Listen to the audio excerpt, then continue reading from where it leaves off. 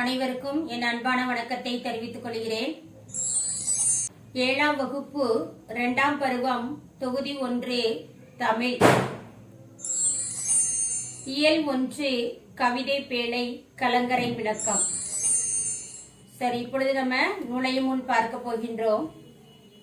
கடலும் கடல் சார்ந்த இடமும் தமிழரின் வாழ் நிலங்களுள் ஒன்று. இப்ப நம்ம ஐவகை நிலங்கள் பார்த்திருக்கிறோம். அதாவது குறிஞ்சி, முல்லை, மருதம், நெய்தல், பாலை. இதுல இது நெய்தல் வகையை சார்ந்தது. கடலோடு வாழ்ந்த தமிழர் தம் தொழில்நுட்ப அறிவால் களம் படைத்து, களம்னா மரக்கலம் படைத்து, அதனை கொண்டு மீன் பிடித்தும் வணிகம் செய்தும் வாழ்ந்து வந்தனர். அதாவது மரக்கலத்தை படைத்து அந்த மரக்கலத்தின் மூலம் கடலுக்கு சென்று மீன்பிடிக்கும் தொழிலையும் வணிகம் செய்யும் தொழிலையும் செய்து வந்தனர். கடற்பயணம் சென்று கரை திரும்ப தமிழர் கண்ட தொழில்நுட்பமே இந்த கலங்கரை விளக்கமாகும். இது குறித்து சங்க பாடல் விளக்குவதை நாம் என்ன செய்யலாம், பார்க்க போகின்றோம். இப்போ நூல்வழி பார்க்கலாம். இந்த பாடலுடைய ஆசிரியர் கடியலூர் உருத்திரங்கண்ணனார். அதாவது இவருடைய ஊர் கடியலூர், அவருடைய பெயர் உருத்திரங்கண்ணனாரு. அதனால இவர் எப்படி அழைக்கப்படுகிறார்னா கடியலூர் உருத்திரங்கண்ணனார்னு அழைக்கப்படுறாரு. இவர் ஒரு சங்ககால புலவர். இவர் கடியலூர் என்ற ஊரில் வாழ்ந்தவர். இவர் 10 பாட்டில், 10 பாட்டு உங்களுக்கு எல்லாம் தெரியுமா? அதாவது திருமுருகாற்றுப்படை, பொருணர் ஆற்றுப்படை, பெரும்பான் ஆற்றுப்படை, சிறும்பான் ஆற்றுப்படை, முல்லைப்பாட்டு, மதுரை காஞ்சி, நெடுநல் வாடை, குறிஞ்சி பாட்டு, பட்டினப்பாலை, மலைப்படு கடாம்.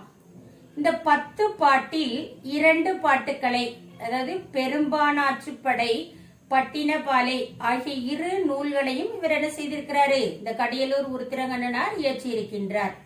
இந்த பெரும்பானாற்றுப்படையின் பாட்டுடை தலைவன் யாருன்னு பாத்தீங்கன்னா தொண்டைமான் இளந்திரையன்.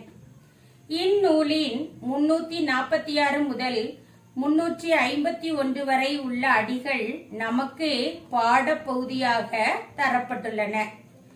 வள்ளல் ஒருவரிடம் பரிசு பெற்று திரும்பும் புலவர் பாணர் போன்றோர் அந்த வள்ளலிடம் சென்று பரிசு பெற பிறருக்கு வழிகாட்டுவதாக பாடப்படுவது ஆற்றுப்படை இலக்கியமாகும். சரி, இப்பொழுது நம்ம என்ன செய்ய போகின்றோம், பாடலை பார்க்க போகின்றோம். ஆசிரியர் முதல்ல பாடலை வாசிக்கிற புத்தகத்தை எடுத்துக்கிறீங்க எல்லாரும். 2ஆம் பக்கம். வானம் ஊன்றிய மதலை போல ஏணி சாத்திய ஏற்றெருஞ்சென்னி விண்பொற நிவந்த வேயா மாடத்து இரவில் மாட்டிய இலங்கு சுடர் நெகிழி உறவு நீர் அழுவத்து ஓடுகளம் கரையும் துறை. இதுல ஸ்டார் குறியீட்டு இருக்கு. ஸ்டார் குறியீட்டா இது என்ன பாட்டு, மனப்பாட பாட்டு. சரி, இந்த பாடலுடைய ஆசிரியர் யாரு, கடியலூர் உருத்திரங்கண்ணனார். இப்ப ஆசிரியர் உங்களுக்கு பாடலா பாடுற, நீங்களே என்ன செய்யுங்க, இதை வீட்டுல பாடி பார்க்கலாம். வானம் ஊன்றிய மதலை போல ஏணி சாத்திய ஏற்றெருஞ்சென்னி, வானம் ஊன்றிய மதலை போல ஏணி சாத்திய ஏற்றெரும் சென்னி விண்பொற நிவந்த வெயா மடத்து இரவில், விண்பொற நிவந்த வெயா மடத்து இரவில் மாட்டிய இளஞ்சுடர் நெகிழி உறவு நீர், மாட்டிய இளஞ்சுடர் நெகிழி உறவு நீர் அழுவத்து ஒடுகலம் கரையும் தூரை, அழுவத்து ஒடுகலம் கரையும் தூரை. இப்போ ஆசிரியர் பாடலை பாடி முடிச்சிட்டேன். அடுத்தது நான் என்ன செய்ய போறேன், சொல்லும் பொருளும் பார்க்க போவோம். சரியா? சொல்லும் பொருளும். மதலை, மதலைனா தூண், நெகிழினா தீச்சுடர். இப்போ இந்த படத்தை பாருங்க. 2ஆம் பக்கத்துல மதலை, அதாவது அந்த கலங்கரை விளக்கம் எப்படி இருக்கு, தூண் போல இருக்கு. அந்த நெகிழி அப்படிங்கிறனா அது மேல பாருங்க அப்படி தீச்சுடர் மாதிரி எரியுது, அதான் நெகிழி. அடுத்தது அழுவம். அழுவம்னா கடல். இந்த கீழே ப்ளூவா தெரியுதுல கடல், நீங்க எல்லாம் பார்த்திருப்பீங்க. அடுத்தது வேயா மாடம் அப்படின்னு சொல்லும் பொழுது வைக்கோல் போன்றவற்றால் வேயப்படாது திண்மையாக சாந்து பூசப்பட்ட மாடம். அடுத்தது சென்னி. சென்னினா உச்சி, உயரமானது உச்சி. அடுத்தது உறவு நீர்னா பெருநீர் பரப்பு. அடுத்து கரையும்னா அழைக்கும். சரி, இப்ப நம்ம பாடலுடைய பொருளை பார்க்க போகின்றோம். கவனிங்க பாட்ட. வானம் ஊன்றிய மதலை போல. ஒரு வரியா பார்க்கலாம். வானம் ஊன்றிய மதலை போல.